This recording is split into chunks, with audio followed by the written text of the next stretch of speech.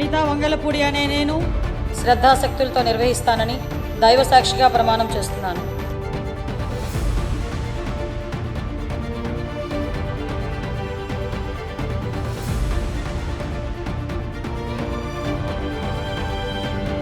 एक सांसद या विधायक बनने के लिए 25 साल की उम्र होना जरूरी है, लेकिन आंध्र प्रदेश की यंग फेस और क्वीन ऑफ मासेस कही जाने वाली वंगालापुड़ी अनीता आज महज 40 साल की उम्र में राज्य की गृह मंत्री हैं। देश की अकेली किसी राज्य में गृह मंत्री हैं जो सबसे कम उम्र की है, और वो भी दलित।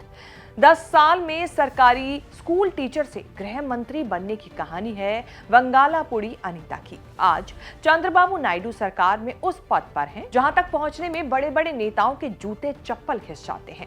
अनीता ऐसे ऐसे मंत्रालय संभाल रही हैं जो डिप्टी सीएम पवन कल्याण को मिले मंत्रालयों से भी ज्यादा पावरफुल हैं।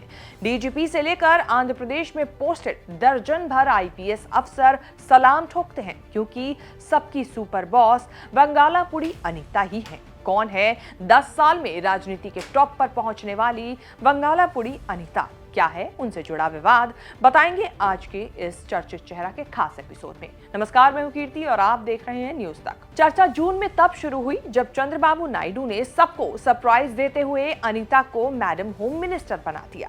अब अचानक चर्चा इसीलिए क्योंकि उनकी ही सरकार के डिप्टी सीएम और पावरफुल लीडर पवन कल्याण ने खुल्लम खुल्ला धमकाया है, वार्निंग दी है कि तुमसे ना हुआ तो हम होम मिनिस्ट्री ले लेंगे।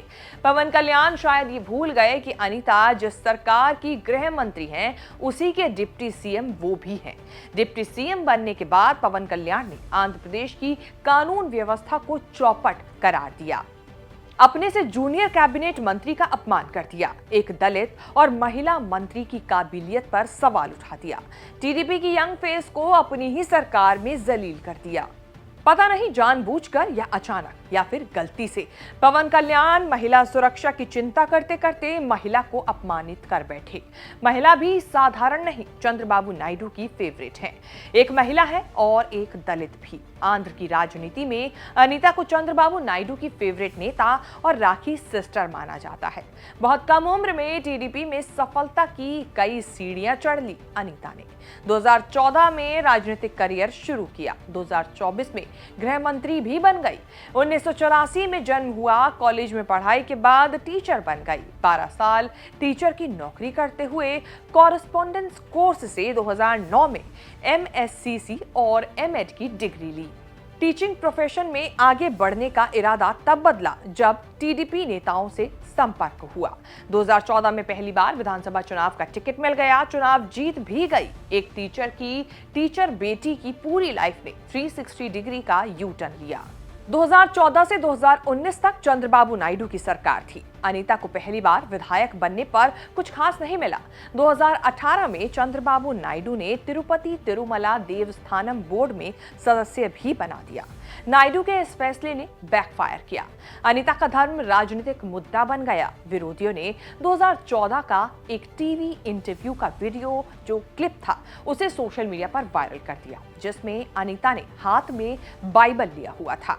अनीता दावा करती रही कि वो हिंदू ही हैं, लेकिन हिंदू या क्रिश्चियन का विवाद इतना बड़ा कि अनीता को तिरुपति बोर्ड से इस्तीफा देना पड़ा। 2019 में जगनमोहन रेड्डी की लहर वाला चुनाव हुआ। नायडू ने अनीता की सीट बदल दी। सारे हालात नेगेटिव हुए। चंद्रबाबू नायडू की सरकार भी गई और अनीता भी चुनाव हार गई। उस दौरान नायडू ने अनीता को टीडीपी महिला विंग की अध्यक्षता सौंप दी। फैसले लेने वाली टीडीपी की सबसे बड़ी बॉडी पॉलिट ब्यूरो में सदस्य बना दिया। टीडीपी के बुरे दिनों में भी अनीता के अच्छे दिन लगातार चलते रहे। 2024 का चुनाव चंद्रबाबू नायडू और अनीता दोनों की राजनीतिक वापसी वाला बना। चंद्रबाबू ने बम्पर बहुमत से चुनाव जीता। अनीता 2014 वाली सीट विशाखापट्टनम की पयाकारा उपेटा रिजर्व सीट से लड़कर जीत गई। दूसरी बार चुनाव जीतने पर वो मिला जो सोचा भी नहीं था। आंध्र प्रदेश जैसे बड़े राज्य की गृह मंत्री का पद, साथ में मिली लॉ एंड ऑर्डर और क्राइम फ्री स्टेट बनाने की जिम्मेदारी भी।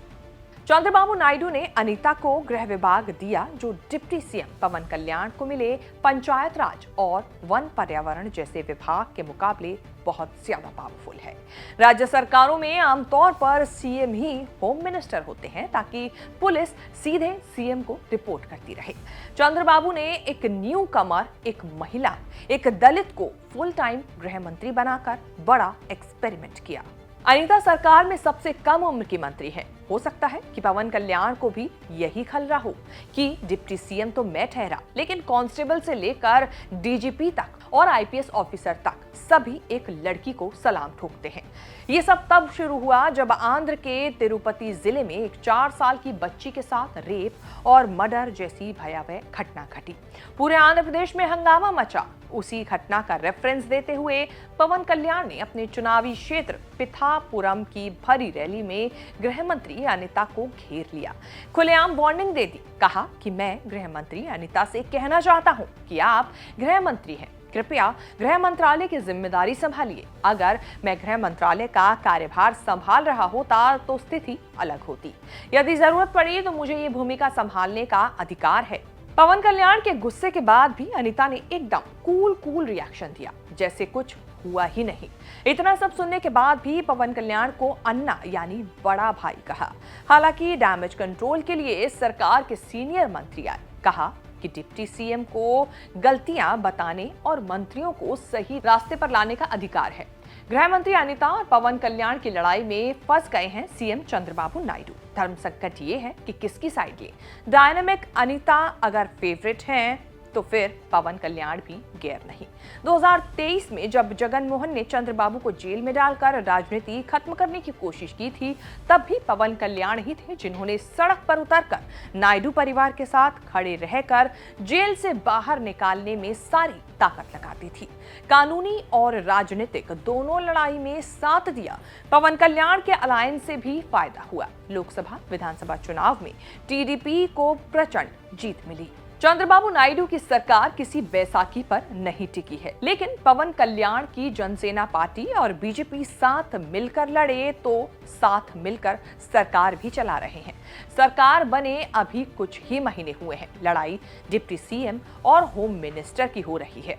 अटकलें लग रही हैं कि कहीं चंद्रबाबू नायडू और पवन कल्याण के बीच कोई कोल्ड वॉर तो नहीं चल रहा है, जिसका गुस्सा पवन कल्याण ने अनीता पर इस तरह से निकाला है। डिप्टी सीएम बनने के बाद पवन कल्याण गजब एक्शन में है। जब चंद्रबाबू नायडू संभल कर हिंदू मुसलमान वाली राजनीति कर रहे हैं, तब पवन कल्याण ने खुलकर प्रो हिंदुत्व वाली लाइन ली है, जो बीजेपी के काफी करीब है।